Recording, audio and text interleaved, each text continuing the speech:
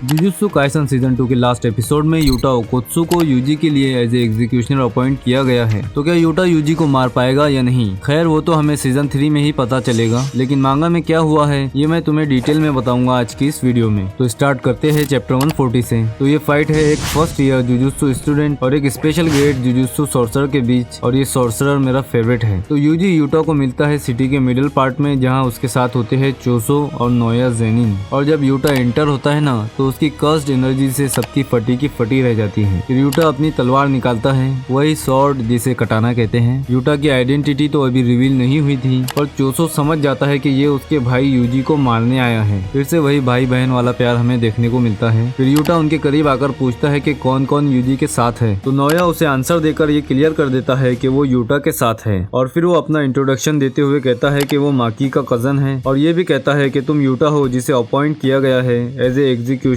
For Yuji Itadori. और नोया कहता है कि मैं भी यहाँ सुकुना के वेसल को मारने ही आया हूँ। और यूटा का नाम सुनते ही यूजी को याद आता है कि मेगुमी ने पहले भी इसे मेंशन किया था as a special grade second year student. चोसो यूजी को भागने के लिए इशारा करता है ताकि यूजी वहाँ से फरार हो जाए और यूजी और यूटा की फाइट ना हो, क्योंकि चोसो को अंदाजा हो गया था कि अगर यूटा से भिड़ोगे तो पहले जाओगे, क्योंकि यूटा की प्रेजेंस यानी उसकी मौजूदगी उन्हें गोजो की याद दिला रही थी। मतलब इससे फाइट करोगे तो पक्का अपनी मौत को दावत दोगे। फिर शुरू होती है वो फाइट जिसका हमको बेसब्री से इंतजार था, और चोसो अपने दोनों हाथ उठाकर सीधा एम करता है यूटा पर, जो कि चेस कर रहा है यूजी इतादोरी को। पर इससे पहले कि चोसो अपनी टेक्निक यूज कर पाता, नोया उसे किक करके उसकी टेक्निक एक्टिव करने से रोक देता है। लेकिन यूटा उतनी ही तेजी से यूजी का पीछा कर रहा था, और यूजी इस बात से शॉक था कि उसका एग्जीक्यूशनर एक कटाना के साथ इतना फास्ट कैसे दौड़ सकता है। और यूटा इस बात से शॉक था कि यूजी की स्पीड इतनी ज्यादा कैसे है। पर यूटा तो इस चक्कर में था कि जल्दी से यूजी को मारकर खेल खत्म कर दे। पर यूटा कुछ फील करता है, और वो है यूजी की अनबिलीवेबल स्ट्रेंथ, जिससे यूजी एक कार को लिफ्ट करके यूटा पर फेंकता है, पर वही कार वापस यूजी पर आ गिरती है, क्योंकि यूटा अपनी सारी कमियों को कर्स्ड एनर्जी से पूरा कर रहा था। पर यूजी इस बात के रिवील होने से कुछ ज्यादा ही शॉक हो जाता है कि उसके एग्जीक्यूशनर के पास जितनी अमाउंट ऑफ कर्स्ड एनर्जी है, उतनी कर्स्ड एनर्जी तो उसके पावरफुल सेंसे गोजो सातोरू के पास भी नहीं है। पर दोनों में एक बहुत बड़ा फर्क है, और वो है 6 आई, जिसकी वजह से गोजो की कर्स्ड एनर्जी कभी रन आउट नहीं होती है। पर यूटा के बॉडी से जो कर्स्ड एनर्जी निकल रही है, उसका अमाउंट लिटरली टन्स में था। फिर यूटा दोनों के बीच का डिस्टेंस कम करते हुए डायरेक्टली रश करता है, और यूजी पर अंधाधुंध कटाना से अटैक करने लगता है। और यूजी अपने कदम पीछे लेता है ताकि यूटा के अटैक से बच सके, लेकिन यूटा कंटिन्यूसली और डेंजरसली अटैक करता ही रहता है। और यूजी को यूटा के मूवमेंट्स रीड करने में बहुत दिक्कत जा रही थी, क्योंकि किसी ऐसे सोर्सरर के मूवमेंट्स रीड करना इम्पॉसिबल है जिसके बॉडी के साथ साथ उसके वेपन से भी कर्स्ड एनर्जी लाइट की तरह निकल रही हो। पर यूजी की प्रॉब्लम सिर्फ इतनी ही नहीं थी कि वो यूटा के मूवमेंट्स रीड नहीं कर पा रहा था, क्योंकि इससे भी बुरा कुछ और था जो उसके सामने था, और वो थे यूटा के अटैक्स। क्योंकि यूटा का हर अटैक जानलेवा और खतरनाक था,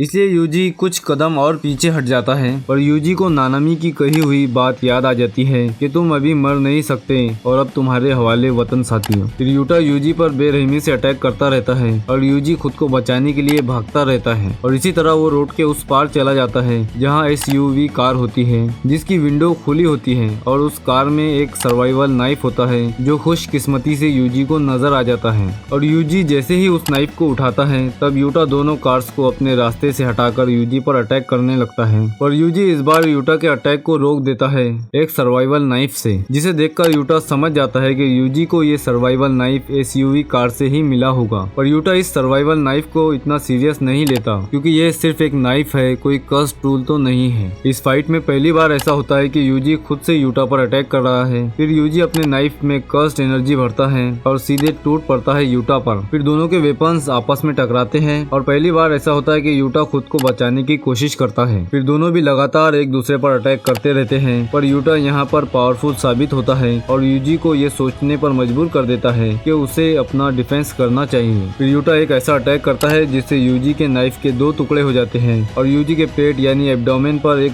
डीप कट लग जाता है। लेकिन यूजी अपने वुंड को इग्नोर करते हुए यूटा को किक करता है, जिससे यूटा की स्वॉर्ड दूर जा गिरती है। यूटा ये एडमिट करता है कि गोजो के एक स्टूडेंट को डिफीट करना इतना आसान नहीं था। फिर यूजी दोनों के बीच का डिस्टेंस क्लोज करते हुए यूटा पर अटैक करता है, लेकिन अचानक यूजी का हेड 2 बड़े बड़े हाथों में फंसा हुआ होता है, और यूजी को फील होता है कि एक बहुत बड़ी कर्स्ड एनर्जी उसके पीछे खड़ी है है जिसने उसका सर पकड़ रखा है। और फिर हमारी प्यारी रिका पूछती है यहाँ क्या चल रहा है। तो यूटा रिका से कहता है कि कुछ नहीं, हम तो बस खेल रहे हैं, लेकिन तुम इसे पकड़े रखना। और फिर रिका यूजी को बुरी तरह जकड़ लेती है और यूटा अपनी कटाना उठाता है और यूजी की बॉडी में घुसा देता है। फिर यूजी की बॉडी से ब्लड आना शुरू हो जाता है और ये देखकर रिका चली जाती है और फिर यूजी के मुंह से भी खून निकलने लगता है। फिर वो यूजी से माफी भी मांगता है और उसे घसीटते हुए वापस वहीं ले जाता है जहाँ से स्टार्ट किया था।